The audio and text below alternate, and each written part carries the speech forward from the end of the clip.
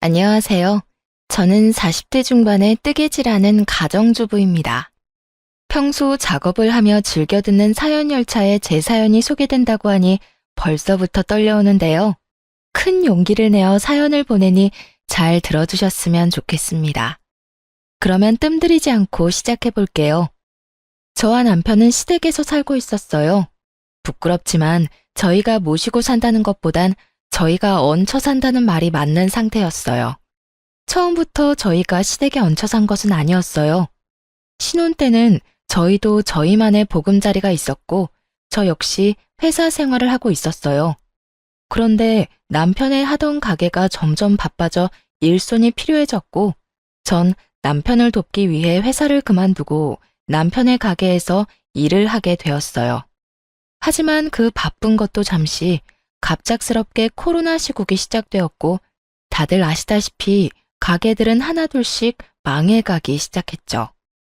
저희도 그 여파를 피해가지 못했고 결국 1년 가까이 적자를 내던 가게를 폐업하게 되었습니다.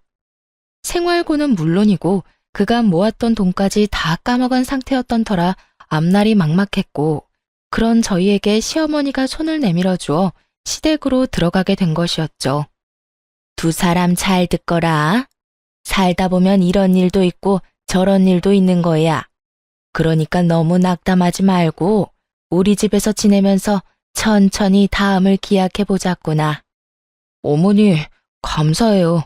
제가 더 열심히 살아볼게요. 어머님, 저도 정말 감사해요.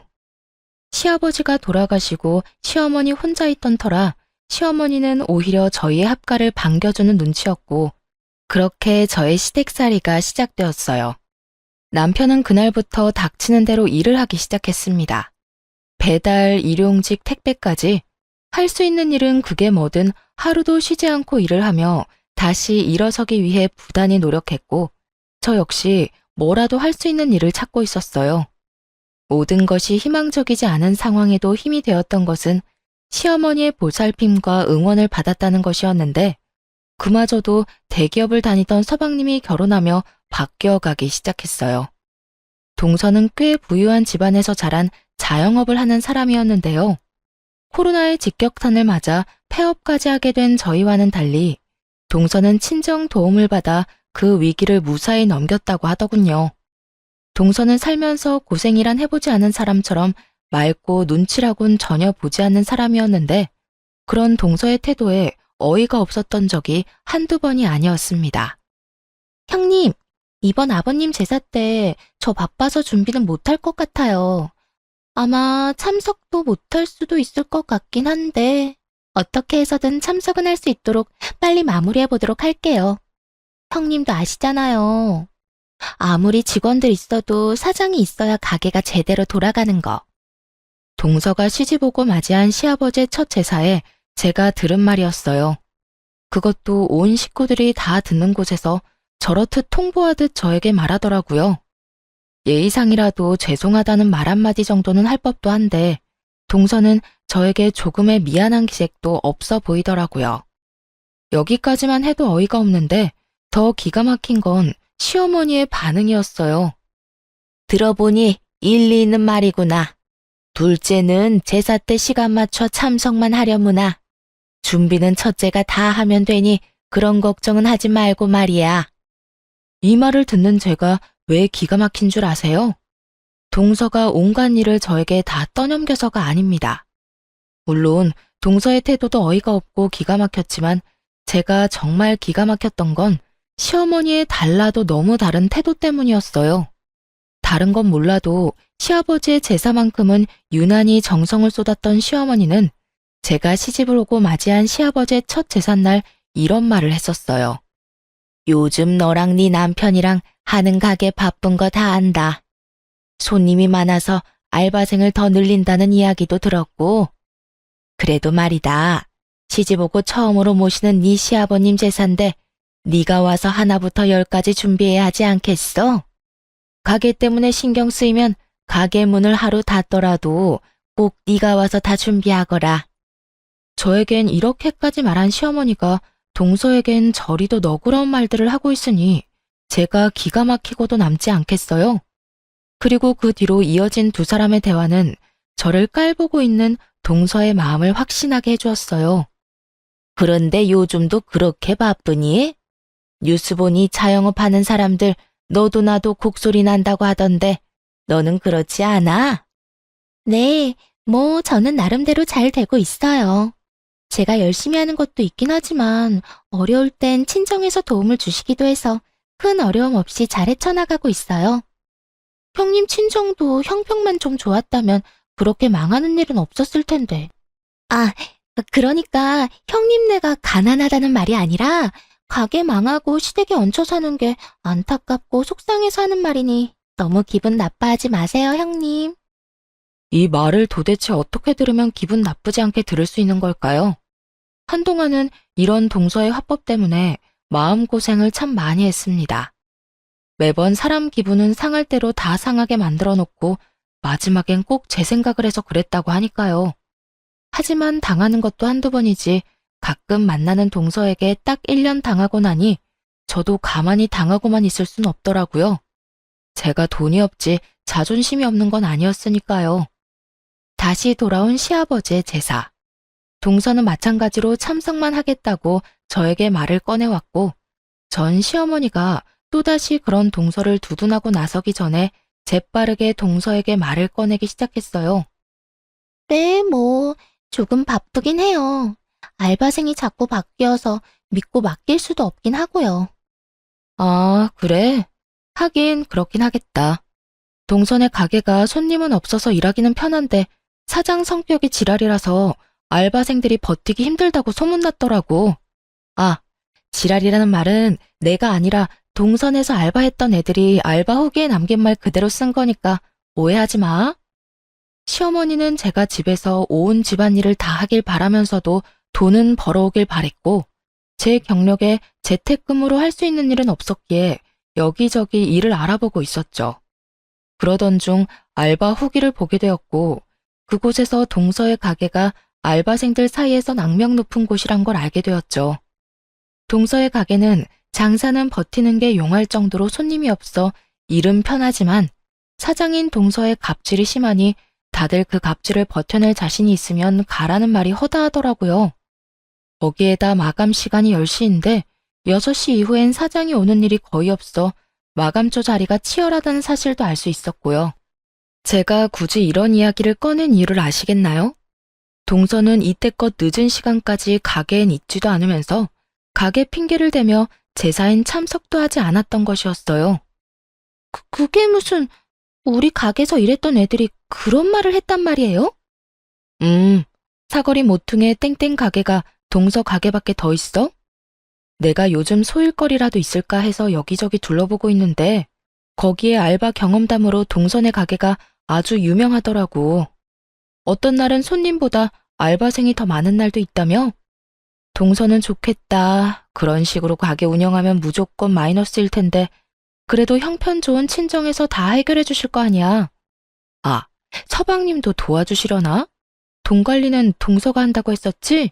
적금은 들고 있어? 매번 올 때마다 가방이 바뀌는 것 같던데.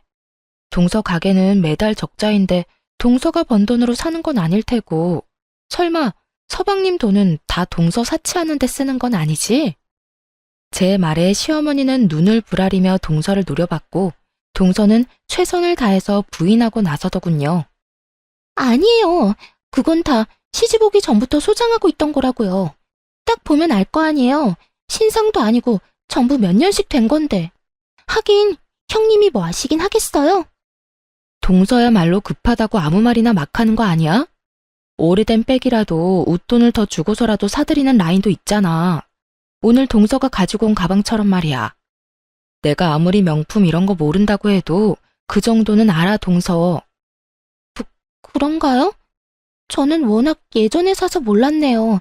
하여튼 저 이번에도 형님 못 도와드릴 것 같으니까 그런 줄 알고 형님이 매번 그렇듯 고생 좀 해주세요.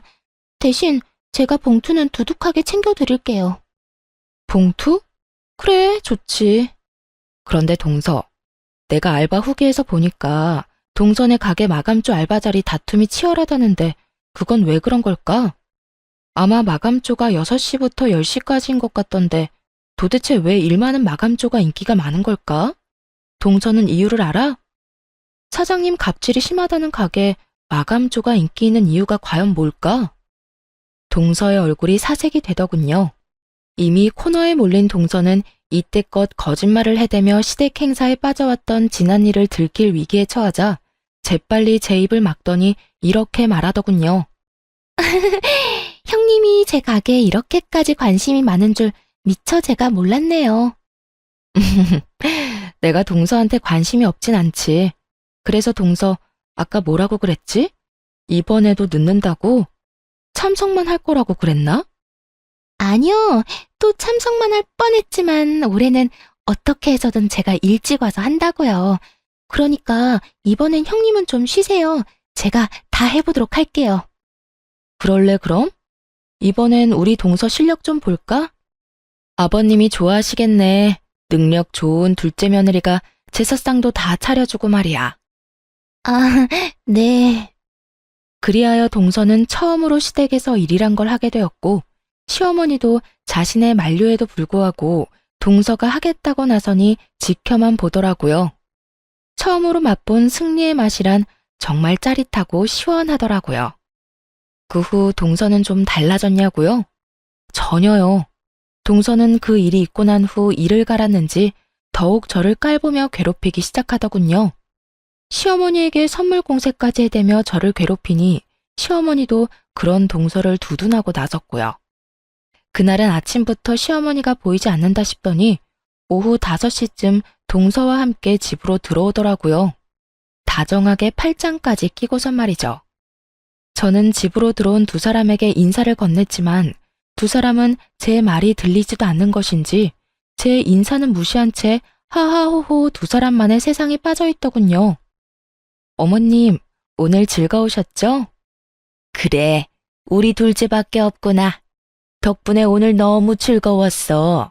전신 마사지에 피부 관리, 거기에 맛있는 밥까지. 오늘 완전 귀부인이라도 된 기분이었단다. 고마워, 우리 며느리. 아니에요. 이 정도로 멀려. 어머님 피부는 정기적으로 관리해 주셔야 효과 있으니까 저랑 자주 가요.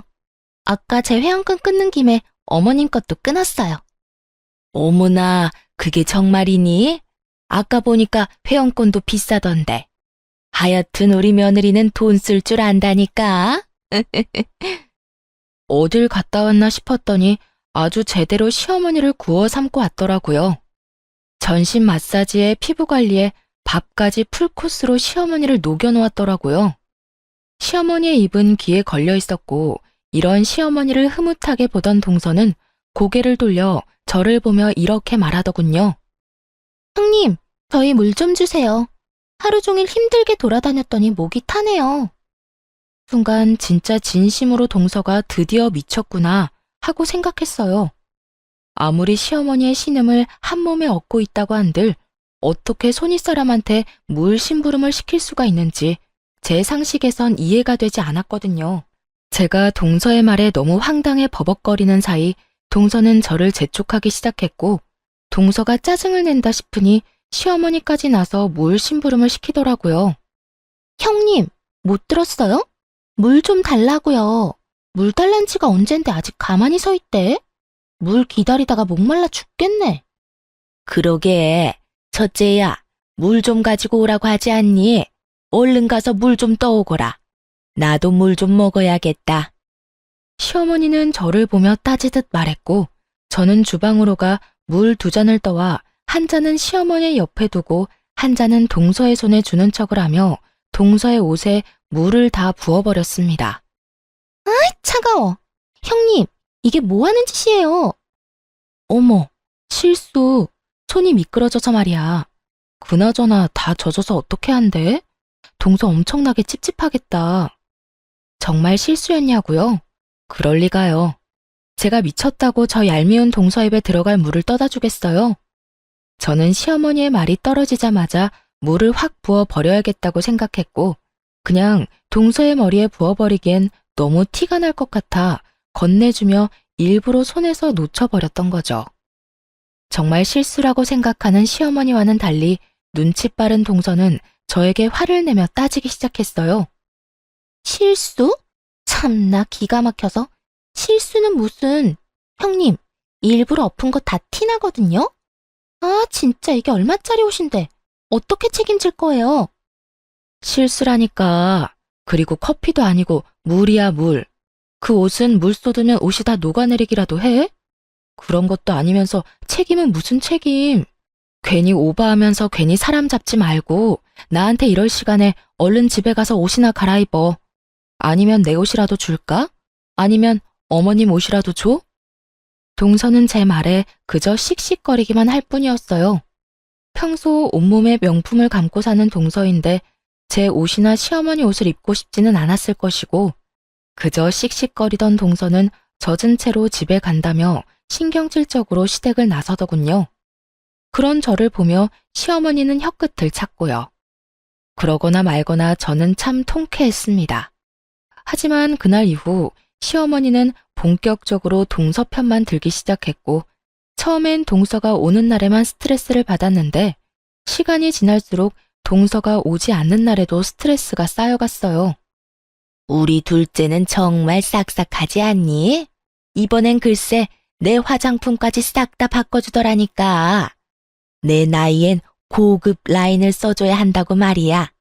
통도 얼마나 큰지 내가 아주 우리 둘째 며느리 때문에 호강한다니까. 그러게요. 어머님 좋으시겠어요. 좋다마다. 내가 며느리 덕에 이런 호강을 다 누리게 될 줄은 몰랐는데 내 아들이 다른 건 몰라도 장가 하나는 정말 끝내주게 잘 갔지.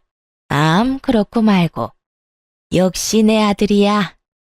시어머니는 동서가 없는 곳에도 말끝마다 동서 타령을 하기 시작한 것도 모자라 제가 정말 식모라도 되는 줄 아는지 무리한 요구까지 하기 시작하더라고요. 얘 첫째야, 너 반찬 좀 만들거라. 네? 냉장고에 어제 만든 반찬 많은데 혹시 드시고 싶으신 게 있으세요? 아니, 반찬 좀 해서 둘째네 가져다 주려고 그러지. 그저께 만났는데 소갈비찜 먹고 싶다고 하더라. 그러니까 갈비찜은 꼭 하고 고기도 좋은 거 사서 해. 몇 푼 아낀다고 질 떨어지는 거 사지 말고. 그거랑 밑반찬 한 5가지 하면 며칠은 먹지 않겠어? 다 떨어질만 하면 또 해서 가져다 줘. 해도 너무한다 싶었어요. 부탁하는 것도 아닌 명령조로 말하다니. 시어머니가 저를 고작 해야 식모쯤으로 여긴다는 걸 깨달았고 전 그런 취급까지 받으며 살고 싶진 않았습니다. 그래서 할 말은 다 하기로 했죠. 싫어요, 어머님. 제가 왜 동선의 냉장고 사정까지 신경 써줘야 해요? 동서가 바빠서요? 어머님은 동선의 가게 가보지도 않으셨어요? 거기 파리만 날려요. 그런 가게에서 바빠봤자 얼마나 바쁘다고 집에 반찬할 시간이 없대요? 그리고 설사 너무 바빠 반찬할 시간이 없으면 사 먹던가. 사 먹는 게 싫으면 동서가 직접 와서 부탁하라고 하세요. 그러면 제가 다시 한번 생각이나 해볼 테니까요. 뭐야? 너 진짜로 먹는 거로 이렇게까지 치사하게 나올 거야? 그까지 반찬하는 게 뭐 그렇게 힘들다고 이 난리인 게야?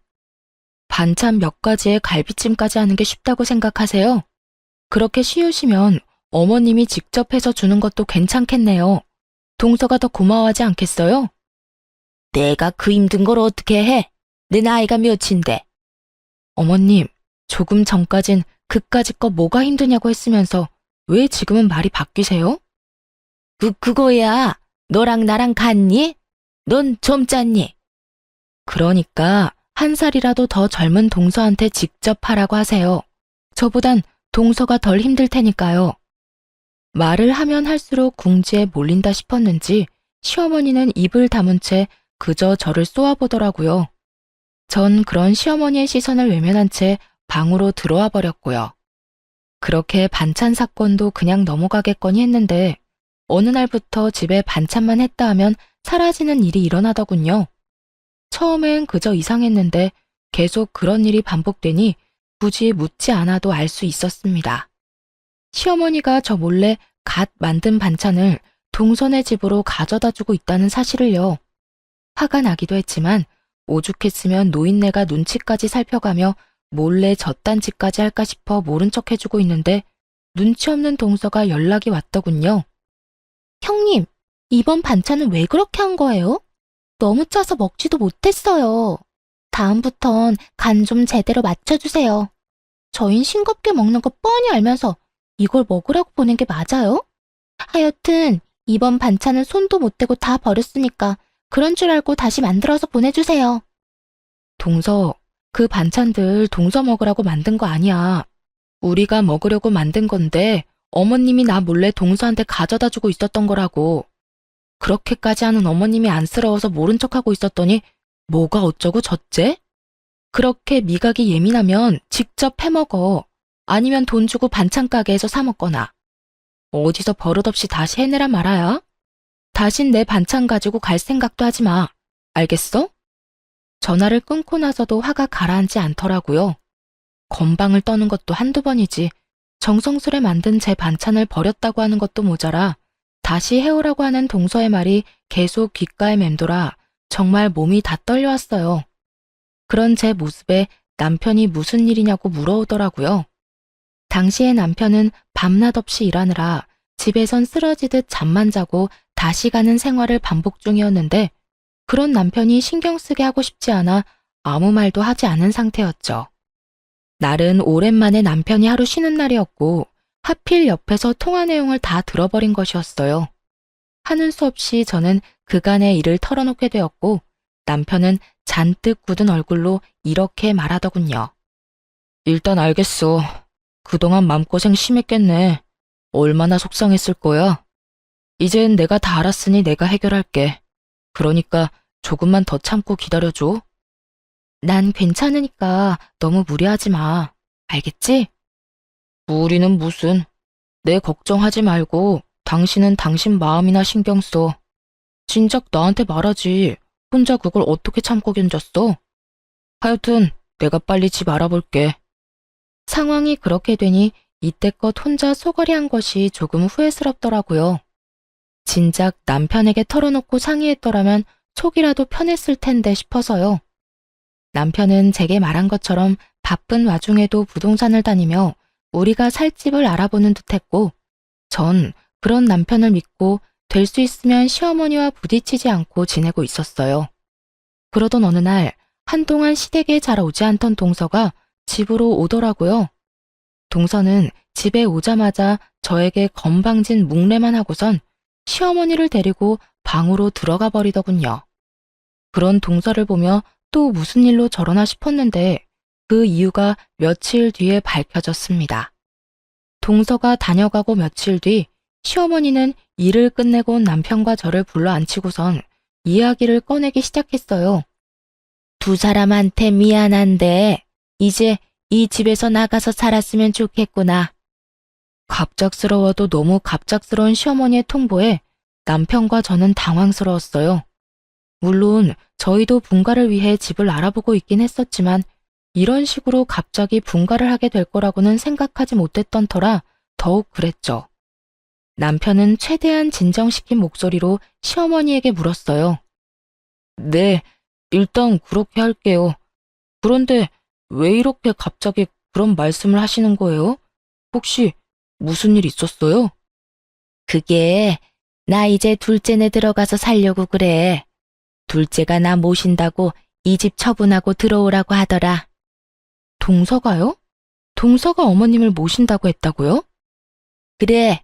둘째가 이제 자기 집에 들어와서 살라고 하더구나. 넓고 좋은 집에서 호강시켜준다고 하더구나. 내가 이 집에서 너희랑 산다고 해서 나한테 남는 게 있는 것도 없고 둘째가 그렇게 말할 때 이 집 처분하고 들어가려고 해.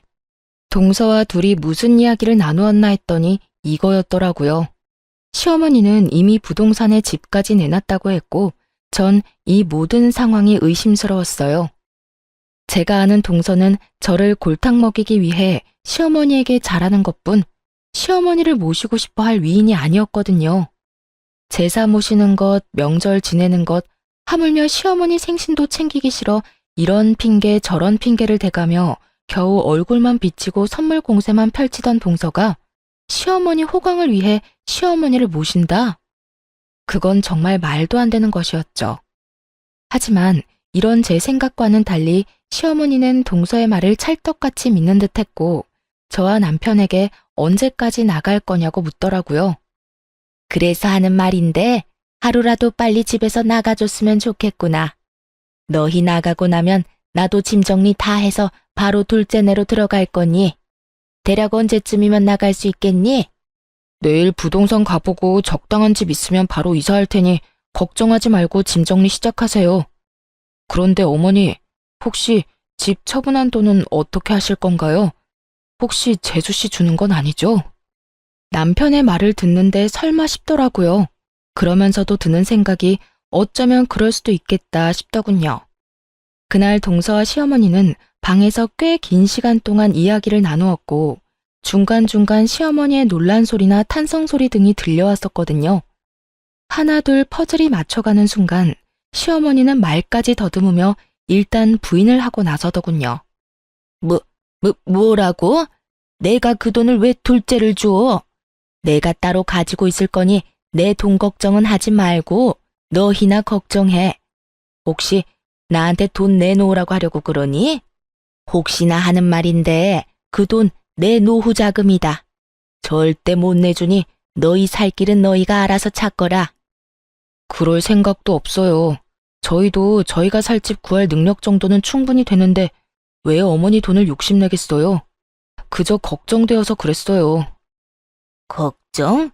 무슨 걱정? 혹시나 그 돈 재수 씨한테 투자했다가 잘못되기라도 하면 가족도 잃고 돈도 잃을 수 있으니 조심하시라고 말해주려고 했죠. 설사 그런 일이 있더라도 내 돈이니 너는 상관하지 말거라. 자꾸 돈 이야기 꺼내면 내 입장에선 네가 내 돈 노린다고 생각할 수밖에 없어. 그러니까 그만해. 그런 거 아니라고 방금도 말했잖아요. 정말 걱정되어서 한 말인데 왜 그렇게 화를 내세요? 그러니까 내 돈 걱정을 네가 왜 해? 집도 절도 없어서 내 집에서 이때껏 얹혀 산 주제에. 하여튼 너랑 이래서 이야기도 하고 싶지 않은 거야. 너랑 이야기만 했다 하면 좋던 기분도 나빠진다. 얼른 들어가. 이사 갈 날 정해지면 말해주고. 저 역시 마찬가지예요. 예전부터 늘 이런 식이었어요. 대기업 다니는 둘째만 아들 취급하시고 제 말은 늘 무시하고. 그래도 저희 힘들 때 흔쾌히 들어와 살라고 해주셔서 이제 저한테도 마음의 문을 열었나 했더니 그것도 제 착각이었나 보네요. 어머니 말대로 앞으로는 어머님 일에 아무 상관도 하지 않을 테니 나중에 후회하지 마세요. 감정이 많이 상한 남편은 방으로 들어가 버렸고 저 역시 남편을 따라 방으로 들어갔죠. 방에서 저희가 대화를 나눠본 결과 시어머니는 동서에게 돈을 주는 것이 거의 확실해 보였죠. 하지만 저희가 말을 더 꺼내봤자 재산 노리고 그런다며 괜한 오해나 받을 것 같았고 우리 나름대로 충분히 위험성을 설명했으니 나머지는 시어머니가 알아서 판단할 거라 생각하기로 했습니다. 그 후 저흰 적당한 집을 구해 서둘러 이사를 나왔고 저희가 나오자마자 시어머니 역시 집을 처분해 동선에 들어가게 되었습니다. 그렇게 다시 시작하게 된 둘만의 생활이 참 좋더라고요. 비록 전셋집이지만 내 집 꾸미는 재미도 있고 살림 사는 것도 훨씬 수월했어요. 무엇보다 좋았던 건 저도 제 일을 알아볼 수 있다는 것이었어요. 이제 그저 집에서 시어머니의 뒷바라지만 할 일도 없고 대출을 내고 전세로 얻은 집이라 남편의 짐을 덜어주기 위해 저도 일을 구해보기로 한 것이었죠. 하지만 제 의지와는 달리 현실은 냉정했어요. 오랜 경력 단절에 언제 임산부가 되어버릴지 모르는 기혼자의 취업은 생각보다 더 쉽지 않았고 운이 좋게 면접까지 가게 되더라도 떨어지기 일쑤였어요. 그러는 와중 시어머니에게서 연락이 와 동서내로 좀 오라고 했고 마침 남편도 쉬던 터라 함께 동서내로 가게 되었습니다. 어머님, 저희 왔어요. 동서, 우리 왔어. 응, 왔니? 형님 왔어요? 편한 데 앉으세요. 동서와 시어머니는 소파에 편히 앉아 있더라고요. 저희가 왔는데도 불구하고 시어머니는 물론이고 동서까지 엉덩이 한 번을 떼지 않더라고요. 저희는 동서의 말대로 보이는 곳에 자리를 잡고 앉으려고 했고 그 순간 저를 향해 손을 뻗은 시어머니가 이렇게 말하더군요. 앉긴 뭘 앉아? 너 청소 좀 해라. 너도 알다시피 내가 먼지에 예민하지 않니? 둘째가 요즘 가게가 바빠서 청소를 못해서 그런지 내가 요즘 컨디션이 너무 안 좋아. 처음엔 제가 무슨 말을 들은 건가 했어요. 아무리 동서에게 홀린 시어머니라도 이런 말까지 할 리가 없다고 제가 잘못 들었을 거라 생각했는데 그게 아니더군요. 네? 저더러 동선에 청소를 하란 말인가요? 그래. 그러면 여기 또 누가 있니? 둘째는 이때까지 일하다가 왔는데 또 집안일을 하리? 넌 집에서 아무것도 하는 것 없이 노니까 힘이 남아돌 것 아니니? 그리고 너 청소 깨끗하게 잘하잖아. 그렇게 서 있지 말고 얼른 청소 좀 해. 이건 해도 해도 너무하는 행동이다 싶었어요. 제가 시어머니와 함께 살 때는 시어머니 집을 청소하는 것이야 당연하지만 시어머니가 산다고 해서 제가 동서 집을 청소하는 건 당연한 것이 아니잖아요. 하지만 시어머니는 당연하다는 듯 저에게 집안일을 시키고 있었고 전 그런 시어머니에게 싫다고 하며 따지고 들었어요. 싫어요. 여기 동서 집인데 제가 왜 청소해야 해요? 제가 힘이 남아 돈다고요? 제가 청소를 잘해서 그렇다고요? 어머님, 제가 설사 힘이 남아 돌고 청소를 엄청나게 잘한다고 해도 동서 집은 절대로 청소할 맘 없으니까 정 집이 더러워서 힘들면 돈 주고 청소업체 부르세요. 동서, 돈도 많은데 청소업체 좀 불러드려. 괜히 이딴 일로 사람 오라가라 하지 말고. 동서도 참 생각이 없다. 어머님이 이런 말도 안 되는 생각으로 날 부르는 거 알았으면 동서라도 말렸어야지 뭐 했어? 아님, 동서가 부추겼어? 형님은 오라고 하면 올 테니까 오거든 청소나 시키세요. 하고 동서가 부추겼냐고. 저는 한 번에 두 사람에게 질책을 쏟아냈고 동서는 전곡을 찔려 얼굴만 붉힌 채 아무 말도 하지 못하고 있었고 시어머니가 나서 저에게 화를 내더군요. 너 무슨 말을 그따위로 하는 거야? 왜 꾸준 둘째를 잡아? 내가 불렀고 나 혼자 청소시킨 거니 둘째한테 뭐라고 하지 마라. 그리고 시부모 있는 집이 시댁인 거지 어딘 내 앞에서 훈육질이야? 넌 그냥 내가 하라고 하면 되는 거야. 그러니까 잔말 말고 청소나 해. 어디 능력도 없어 제대로 된 일자리 하나 없는 게 누구 보고 생각이 있다 없다를 논해? 자기 분수를 알아야지. 참 할 말이 없더군요. 아니, 정확히는 떠오르는 말이 욕뿐이라 마땅한 말을 고를 수가 없는 상태였어요. 그렇게 열심히 할 수 있는 말을 골라내는 사이 남편이 화가 단단히 났는지 시어머니에게 화를 내며 따지고 들더군요. 어머니, 이 사람한테 그딴 식으로 말하지 마세요. 이 사람 저만 안 만났으면 멀쩡히 회사 생활 잘하면서 남들처럼 떵떵거리면서 살았을 거라고요. 저 돕는다고 회사 그만두고 가게 하다가 잘못돼서 이렇게 돼버린 것도 미안한데 어머니까지 그렇게 말해야 하겠어요? 남편은 시어머니의 언행을 지적하며 저를 감싸주기 시작했고 그런 남편의 태도에 시어머니는 어이가 없다는 듯 삿대질까지 하며 언성을 높이기 시작했어요. 아니, 이 녀석이 지금 누구한테 소리를 질러대는 거야? 내가 네 부모다. 내가 널 낳아준 엄마라고. 그런데 감히 내 앞에서 네 마누라 편이나 든다고 나한테 소리를 질러? 오죽했으면 이러겠어요. 사람 무시해도 정도가 있지. 어떻게 손 아래 사람 집 청소를 시킬 수가 있어요. 앞으로 이런 일론 연락도 하지 마세요. 아니, 앞으로는 어머니가 사랑하는 둘째 아들, 둘째 며느리랑만 사세요. 괜히 밉고 싫은 저희한테 연락하지 말고요. 뭐야? 너 지금 연이라도 끊자 이 말이야? 그렇게 받아들이셨다면 그렇게 해도 되고요. 어차피 저한테나 이 사람한테나 관심도 애정도 없잖아요. 남편은 시어머니의 눈을 똑바로 바라보며 말했고 그런 남편을 보던 시어머니는 피식거리며 콧방귀를 뀌더니 남편의 말에 한술 더 보태 말하기 시작하더라고요. 그래? 그러면 그렇게 하자. 너 앞으로 나한테 연락도 하지 말거라. 살다가 힘들어도 나한테 연락하지 마라. 난 이제 너 같은 아들 없다. 내가 죽었다고 해도 장례식장에도 오지 말거라. 홧김에 하는 말 아니니 오해 같은 거 하지도 말고 아예 부모 없다고 생각하고 살아. 그렇게까지 말해주니 마음이 한결 가볍네요. 그러면 잘 사시고 건강하세요. 남편과 저는 집으로 돌아왔고 그 뒤론 시댁 식구들과 연락도 하지 않고 살았어요. 여전히 전 취업을 위해 열심히 노력하고 있었지만 역시나 취업은 되지 않았고 여러 가지 고민하던 중 제가 시간 날 때마다 만든 뜨개질 제품을 온라인에 팔기 시작했습니다. 그러면서도 일자리는 계속 찾고 있었는데 잊고 지냈던 동네 어플에서 동서 가게 이야기를 또 보게 되었어요. 그건 다름 아닌 동서의 가게가 결국 망해버렸다는 글이었는데 무슨 일인지는 모르나 가게로 빚쟁이들이 찾아오고 한바탕 난리가 났었다고 하더라고요. 여보, 동서 가게 망했나 봐. 나 요즘 일자리 찾아본다고 어플 찾아보는데 거기에 알바 후기가 있거든? 거기에 동서 가게에서 일하던 직원이 후기 썼는데 거기 망해서 빚쟁이들까지 찾아왔다나 봐. 이게 다 무슨 일이야? 그러게. 빚쟁이까지 왔다는 거 보면 상황이 심각하다는 건데 어쩌다 그렇게까지 된 거지? 그러니까 어머님 돈도 동서 다 줬을 텐데 그 돈도 다 날린 거 아니야? 동선에는 그렇다 쳐도 어머님은 어떻게 해? 그런 걱정을 왜 해? 알아서 하겠지.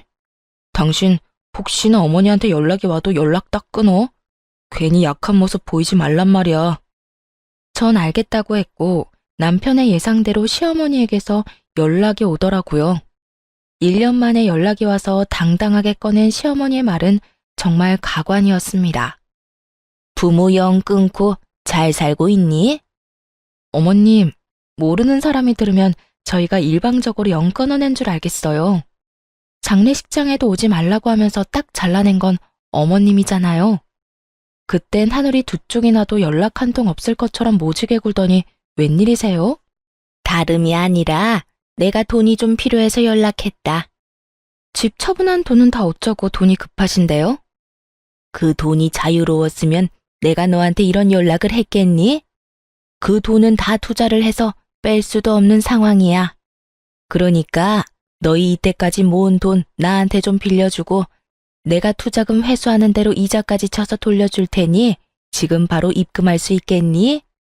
제가 시어머니에게 빚진 것도 아닌데 마치 빌려준 돈 받아가는 사람처럼 당당하더라고요.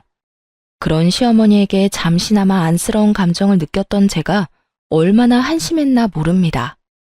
전 더는 시어머니가 저를 이딴 식으로 대할 수 없게 좀 더 단호하게 말하기로 했어요. 저희 그런 돈 없어요. 뭐야? 너흰 도대체 뭐 하고 살길래 그까짓 돈 몇 천만 원이 없는 게야? 하긴 가장은 변변한 직장도 없이 일용직이나 하고 다니고 능력 없는 마누라는 집에서 밥이나 축내고 있으니 그런 돈이 있을 리가 없겠지. 혹시나 했던 내가 바보였어. 그나저나 넌 언제까지 그렇게 놀고 먹을 거니? 정 안 되면 너도 일용직이라도 나가서 한 푼이라도 더 벌어봐. 그렇게 살아서 어디 살림이라도 나아지겠니? 시어머니는 저를 깔아뭉개는 많은 말들을 서슴없이 쏟아내고 있었고 저 역시 시어머니의 말을 들으며 분노가 폭발하고야 말았습니다. 어머님, 제가 그까짓 몇 천만 원이 없는 게 아니라 어머님을 빌려줄 그런 돈이 없다는 말이었어요. 뭐야? 너 지금 이 시험이 놀리는 게야? 너 지금 나랑 말장난해? 제가 왜 어머님이랑 장난 같은 걸 하겠어요. 시간 남아도는 것도 아닌데요. 그리고 저요, 어머님 돈 동서한테 다 넘긴 거 알고 있어요. 거기에다 그 돈까지 투자한 동서 가게 확 망해버린 것도 알고 있고요. 시어머니는 당황하기는커녕 더욱 당당하게 돈을 요구하더라고요. 차라리 제가 다 알았다는 것이 다행이라는 듯이 말이죠. 그래? 다 안다니 이야기가 더 쉽겠네. 오히려 더 잘 됐어. 너도 알다시피 둘째 내가 요즘 좀 어렵다. 그래서 나도 어려워졌고. 부모가 이렇게 힘든 상황이면 자식인 너희가 날 도와야 하지 않겠니? 다른 때는 몰라도 힘들 때 가족이 돕지 않으면 누가 도와주겠어? 너희 힘들 때도 내가 도와주지 않았니? 그러니까 당장 있는 돈 다 보내거라. 참 당황스럽기도 화가 나기도 하더라고요. 시어머니가 저희가 힘들 때 선뜻 합가를 권해주신 건 사실입니다. 그 마음은 지금까지도 감사하게 생각하고 있고요. 그런데 저희는 그 힘든 형편에도 시어머니가 원하던 과한 월세와 함께 두 사람 몫의 생활비까지 다 들이며 살았어요. 결코 그저 얹혀 산 것이 아니었어요. 거기에다 집안 살림부터 시작해서 시어머니의 식모 노릇을 하며 살았으니 저흰 할 만큼 했다는 생각을 합니다. 이런 사실을 시어머니는 까맣게 잊은 듯 하길래 전 시어머니에게 저희가 그저 얹혀 산 것이 아니란 걸 말해주었어요. 어머님, 그때 도와주신 건 지금도 감사하게 생각하고 있어요. 그런데 어머님, 저희 매달 월세 생활비도 빠지지 않고 드렸고 지난 몇 년 동안 제가 그 집에서 식모살이 한 것만으로도 은혜는 다 갚았다고 생각해요. 그러니까 그때 일 여기에 갖다 붙이지 마세요. 전혀 다른 문제니까요. 그리고 그렇게 도움이 필요하면 저 말고 동서한테 말하세요. 돈은 동서한테 다 쓰고 도움은 저한테 받으려고 하지 말고요. 제 말에 시어머니는 노발대발 화를 내며 상처가 될 말을 고르고 골라 모진 말을 쏟아대더라고요. 하지만 그런 말로 더는 상처를 받지도 않았고 무엇보다 당하고만 있을 저도 아니었죠. 너 진짜 이렇게 나올 거야? 둘째네 상황 뻔히 안다는 애가 그런 말을 하고 싶어? 둘째가 나를 도울 상황이 됐으면 내가 너한테 이딴 전화나 하고 있겠어? 생각이 짧은 거니 아니면 그냥 머리 자체가 나쁜 거니? 그러는 어머님은요? 생각이 짧은 거예요? 아니면 머리가 나쁜 거세요? 아니, 두 가지 다 일려나? 저한테 어떻게 했고 남편한테 무슨 말까지 했는지 아직까지 기억에 생생한데 저희가 도와줄 거라 생각했어요. 이렇게 저한테 전화해서 화내도 제 주머니에서 10원 한 푼 나오지 않을 테니까 그런 줄 알고 다신 연락하지 마세요. 전 그대로 전화를 끊어버렸고 시어머니의 전화를 받지 않았어요. 알아보니 동서의 친정이 망해버렸다고 하더라고요. 동서가 시어머니를 자신의 집으로 데리고 갈 땐 이미 친정은 망해가고 있었고 동서는 다들 예상하다시피 시어머니의 재산을 탐내고 데리고 간 것이 맞았단 것이었죠. 동서의 술수에 속아 넘어간 시어머니는 집을 처분한 돈뿐만 아니라 품고 있던 돈까지 다 동서에게 넘겨버렸고 그 돈으로 동서는 가게에서 나는 적자를 막았던 것이었고요. 친정도 망한 와중에 시어머니의 돈까지 끌어다 썼으면 그제라도 정신을 차리고 열심히 살아야 할 동서는 그저 사치를 부리며 살았다고 하더라고요. 거기에다 가게 운영 부족은 여전했으니 1년 동안 버티고 버티던 가게는 폭삭 망해버린 것이었던 것입니다. 시어머니가 제게 연락을 해 돈을 빌려달라 했을 땐 이미 동서 내외는 이혼 소송 중이었고 시어머니는 그 집에서 쫓겨나 혼자 월세살이를 할 때라는 걸 알 수 있었어요. 그런 와중에도 저에게 자존심을 세우느라 월세방 사는 자신의 불쌍한 처지는 한마디도 하지 않고 끝까지 당당한 태도로 저에게 돈을 뜯어가려고 했던 것이었죠. 애초에 갚을 마음도 능력도 되지 않으면서 말이죠. 저는 이런 모든 사실을 남편에게 알려주었어요. 여보, 요즘 어머님 월세살이 한다고 하더라. 동서 가게만 망한 게 아니라 친정까지 망해서 빚쟁이들한테 쫓기다시피 한다나 봐. 서방님은 이혼 소송 중이고 그래서 나한테 돈 빌려달라고 했나 봐. 당신 어머님 저대로 둬도 괜찮겠어? 안 괜찮을 건 뭐 있어? 어머니 한 말 잊었어? 본인 장례식장에도 오지 말라고 했잖아. 나 어머니한테 남은 정도 없고 감정도 없어. 어머니가 월세살이를 하든 길바닥에 나 앉았든 나하고는 상관없는 일이라고 생각하면서 살 거야. 그런 일은 없겠지만 혹시나 이제 와서 어머니가 잘못했다고 싹싹 빌어도 받아줄 생각 없으니까 당신도 그렇게 알고. 더는 그쪽으로 신경 쓰지 마. 알겠어. 난 다 상관없는데 혹시나 당신 마음 안 좋은데 괜히 나 때문에 이러지도 저러지도 못하나 싶어서 물어본 거야. 다 알아, 당신 마음. 그런데 있잖아, 여보. 나는 어머니보다 당신이 더 중요해. 어머니가 당신한테 그렇게 함부로 대하고 상처 주는 거 두 번 다신 보고 싶지 않아. 그러니까 어머님 신경 이제 쓰지 말고 우린 우리끼리 잘 살자. 전 알겠다고 했고 그 후론 그쪽으론 신경 안 쓰고 살았던 것 같아요. 시어머니에게서도 연락이 오지 않았고요. 가끔 서방님에게 연락이 오곤 했는데 동서와 이혼을 하고 난 후 시어머니를 모셔보라고 했지만 이미 동서와 살며 씀씀이가 커질 대로 커진 시어머니를 도저히 감당하지 못해 서방님 역시 연을 끊고 산다고 하더라고요. 시어머니는 여전히 월세살이를 하며 청소 일용직을 다닌다고 했고요. 뭐 그마저도 일하는 사람들과 다퉈 쫓겨날 수도 있다는 이야기도 들을 수 있었네요. 남편과 저는 잘 지내고 있습니다. 남편은 여전히 어떤 일이든 열심히 하고 있고 전 다른 사연에서 듣던 것처럼 대박이 나진 않았어요. 하지만 여전히 꾸준히 노력하며 지내고 있고 그 덕분인지 제가 만든 상품을 팔아 꾸준히 생활비 정도는 벌고 있답니다. 앞으로 혹시나 시어머니가 깊은 반성을 하며 진심 어린 사과를 해온다면 다시 연락을 하며 지내긴 하겠지만 그렇지 않다면 이대로 연을 끊은 채 살 예정이에요. 시어머니의 성격상 절대 저희에게 굽히고 들어올 사람이 아니니 사실상 연을 완전히 끊은 거나 마찬가지겠네요. 돈이 많지 않지만 남편과 저는 여전히 사이가 좋고 행복하며 앞으로도 행복하게 잘 살아보려고 합니다. 힘을 합쳐 열심히 살다 보면 저희도 술술 잘 풀리는 날이 오지 않겠어요? 이로써 저의 사연도 끝이 났습니다. 제 사연 들어주신 모든 분 감사합니다.